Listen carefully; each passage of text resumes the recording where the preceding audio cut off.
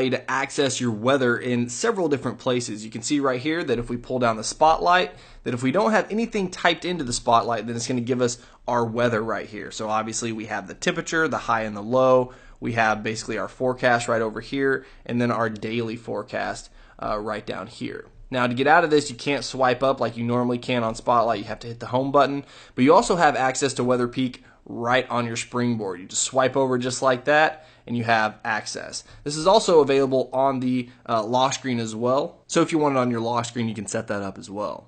Next, we have a tweak called Slim Bars. Now, what this does is basically shrink your navigation bars. Now, it's a pretty minor tweak, but it does give you a little bit more real estate on your screen. So you can see right up here that the navigation bar is just a bit more narrow.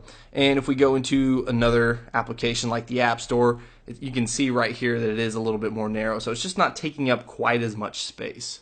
Now, if you haven't heard of Cydia 2, then this is a really cool tweak that basically allows you to lock down your applications with Touch ID. So this was actually just recently upgraded for iOS 8.4, and you can see basically what it does if I tap on the camera, because I've locked this down, that I have to scan my finger in order to open it up. Another application here, Flux. So if I scan my finger, then I can open it up. Otherwise, it's just not going to work. So if I scan the wrong finger, you can see that it's just not going to open.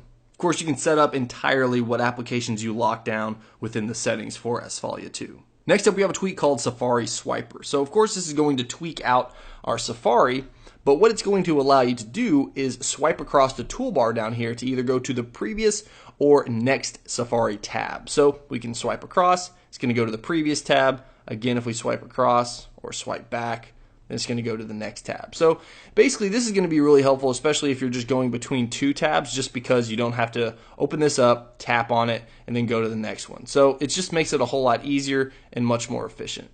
And last but not least, we have a tweak called Swipe Away. Now, this is a pretty small tweak, but it fixes a crazy annoyance that I've had with Cydia for a very long time. So normally when you would tap on the search button or search tab right down here, you couldn't get rid of the keyboard. You would have to type something in before you could actually search, and then you would search something, the keyboard would go away, and then you would have access to the tabs down here. So let's just say that you accidentally hit the search button, or maybe you hit the search button and you didn't want to search for anything. Well, you would still have to hit the search, and then the keyboard would go away. Well, with Swipe Away, you can literally just swipe it away and then go to, whatever tab that you want